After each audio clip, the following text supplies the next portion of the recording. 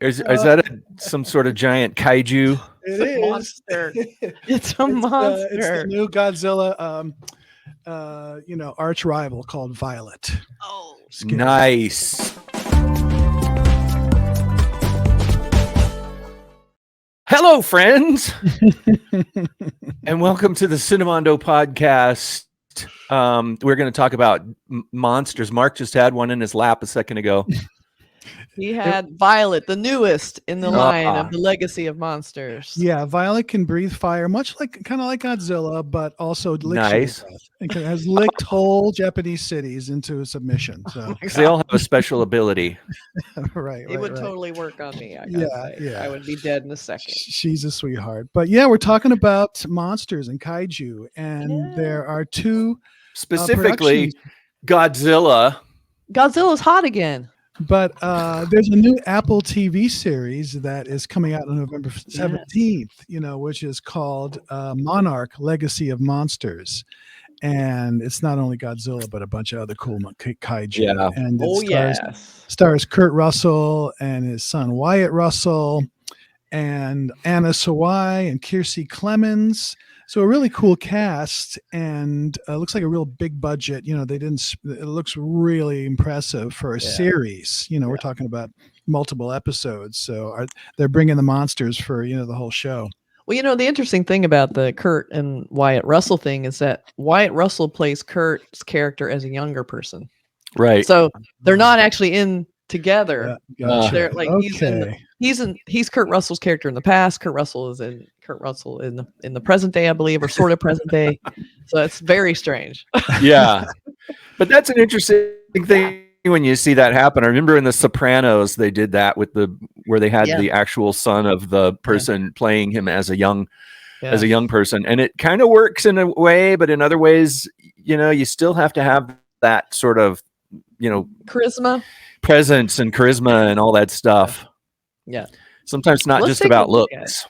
I know it's not. And but it is kind of cool and gives a little extra level of authenticity in a way to have that sort of bloodline through. Yeah. And people are going to watch it just because it's kind of and Wyatt Russell's been in other things. He's right. He's an actual legitimate actor. So well, let's take a look at this beautiful, cool show, Monarch, Legacy of Monsters. All right, let's do it. Right now. From the time I was a kid, there's certain characters, certain things that you've seen that have an impact on you, that stay with you. Wow. And Godzilla is one of them. Wow, that's so cool. That looks Gosh. great. It's an honor to be invited by our friends and collaborators at Toho and at Legendary to play in this monster universe. There is a legacy that goes back 70 years that we want to be respectful of. So we have to honor everything and maintain consistency. And the thing that was exciting was to tell a human-scaled story on a monster-scaled stage. Chambers, deep in the bedrock. There's something down there. Oh my God, go! The movies are so grand and epic, and with a show like this, we get the luxury to explore it in 10 episodes, which means more detail, more drama. It's really exciting. Hit the gas, Doc. There's two timelines happening in this show, one in the 50s and one in the modern era. And the present day characters discovered that they're part of this interconnected legacy. Did our dad really work for Monarch? It is your family business. It's the family curse. My son, Wyatt, and I were playing the same person.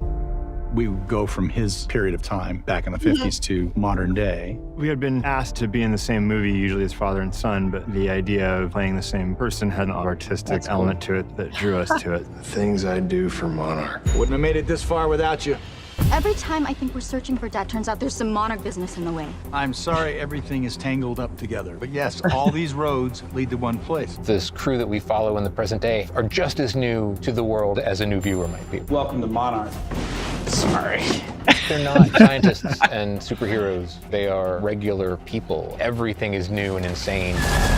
Every time you go to locations in the show, it's a completely different world. We shot on a glacier. Move! We shot in the desert.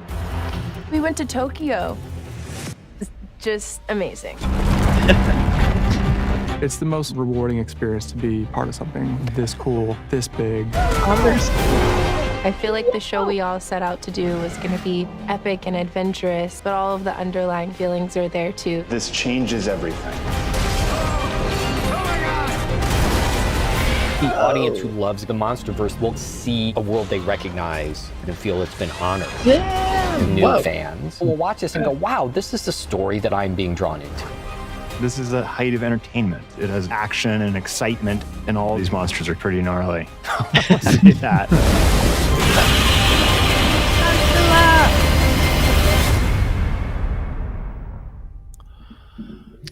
I never can't get help tired but of say that Godzilla. Godzilla looks like my dog, Darwin. He kind of does. It just does. Yeah. He does. It looks pretty fun. It does. Yeah, and I think the idea that they're, they always say this in BTS stuff. They're talking about how bringing the human element to it, but I think because you're doing 10 episodes, there can be a lot more character development than in a 2-hour movie. I mean, just the reality of it. So that adds to it. But plus a lot of cool monsters, no doubt about it. We saw snippets of like 9 different ones, so that's fun. It was cool to see Tokyo. Like, there's a lot of shots of them because I was just in Tokyo a few years ago, so it's cool to see them shoot there. And I love the idea. What they brought up is they were shooting on location in a lot of these places. It's not just green screen. Yeah, I'm sure some of it is, but that's really cool that they went around the world shooting this. So it's not going to be like a little cheese ball thing. This is kind of epic. And also, you can feel it when they're there on these locations. You can always kind of tell, Sure. I also think the fact that they're doing it in 1954 or 55, you're getting that. So how's that going to, sort of jive with the original film? Yeah. And it's looked like some of that, that sort of Super 8 with that, the color thing for Godzilla looked really cool and legit. That. I hope they sort and of. we got the cool thing too is Wyatt Russell is playing Kurt Russell's character as a young person. So Kurt Russell's son is playing him as a younger person. And Wyatt Russell has done some really cool stuff. He was in that great Black Mirror episode, remember, called Playtest, where he does some major freakouts in that. And he was also, he played Captain America, or the sort of, reboot of Captain America in The Falcon and the Winter Soldier.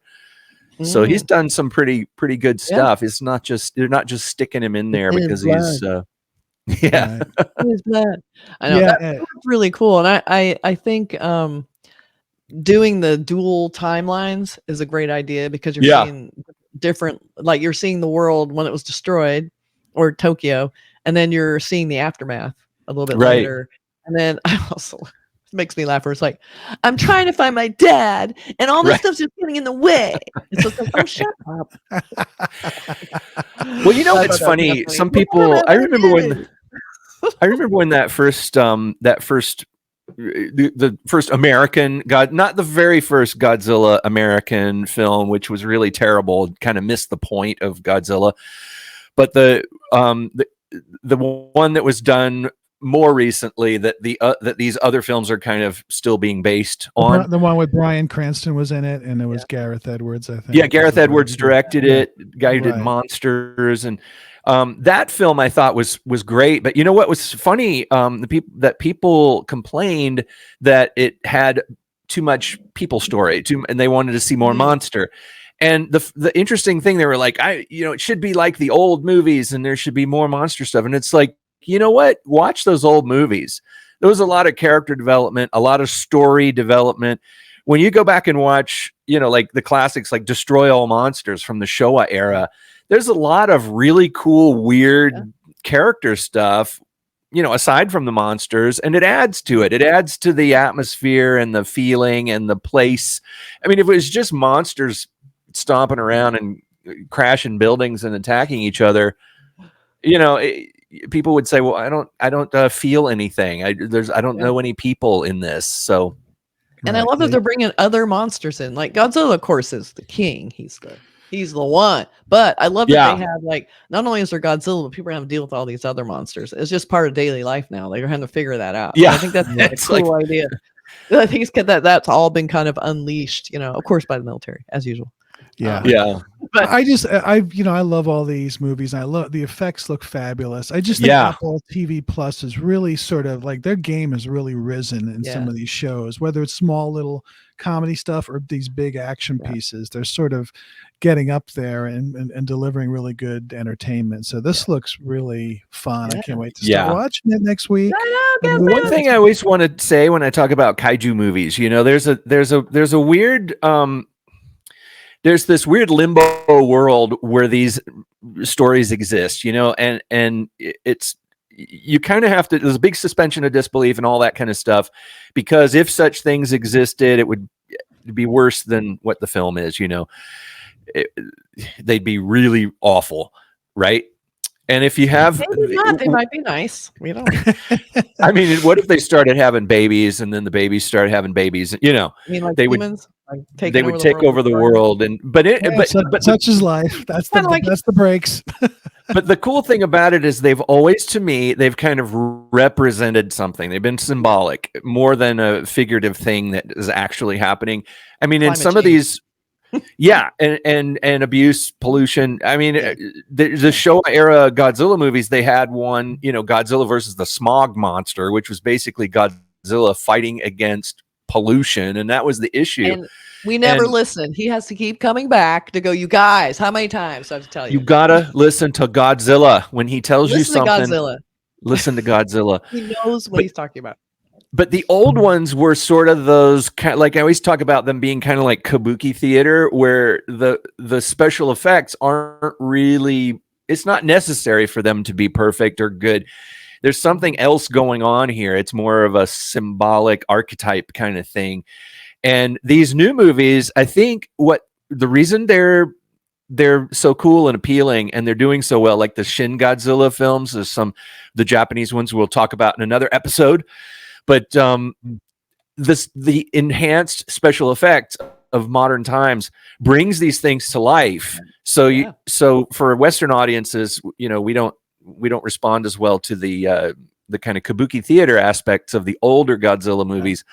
So I think what's cool is they're also keeping a lot of the things that made those early Godzilla movies so engaging and lovable and iconic and all that stuff.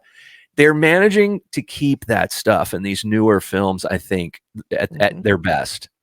Yeah, they do. Which some really old, monster movies, kind of like that first Godzilla movie, that American, the Roland Emmerich thing. That was completely stunk it up. But these look really fun. I think they're fans that are doing it, and they really respectful to Toho and all that kind of stuff. So definitely, we'll be talking about it. We'll review it. We will. And more Godzilla to come. So please stay with us. Yeah, look for our other review of Godzilla -1 coming soon. Yeah. Reaction. All right, up next. All right. Stay tuned. See ya.